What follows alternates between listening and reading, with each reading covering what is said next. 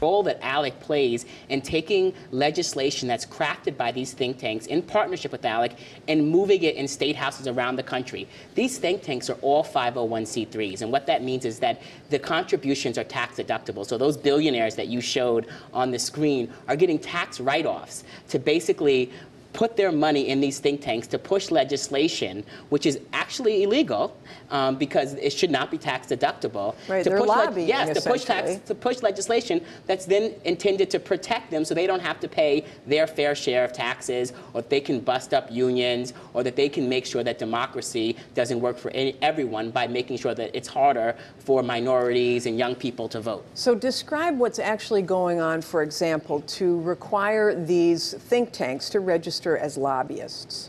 Well, there's a whistleblower lawsuit that actually was filed. Some folks turned over some papers to Common Cause, and Common Cause filed a lawsuit with the IRS. And now that is going to be going through the process.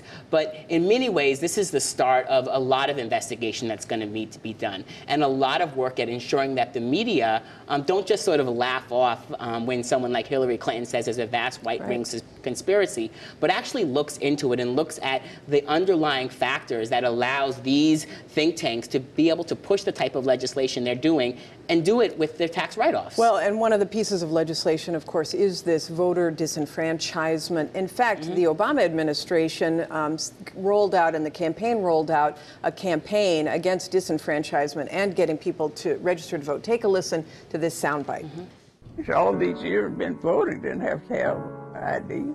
This is the first time I've had any problem at all. Around the country, under Republican leadership, various laws have been passed, all of them with the fundamental objective of impeding the right to vote.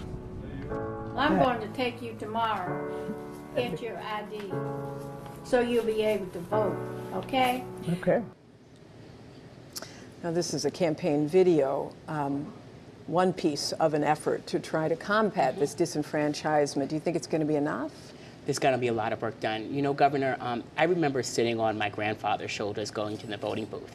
He went out to the fields in Virginia, was a sharecropper at 6, and never learned how to read or write. And one of my earliest memories was those reading lessons in the voting booth where I was reading off the names. He's a very smart man. He was part of a union. He was very politically savvy, but he couldn't read or write.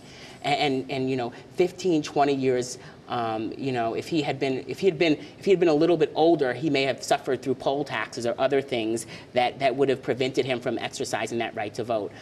The right to vote is so fundamental to our democracy, and the fight that black folks and women and so many other folks in this country have had to put forth to get that right is really critical.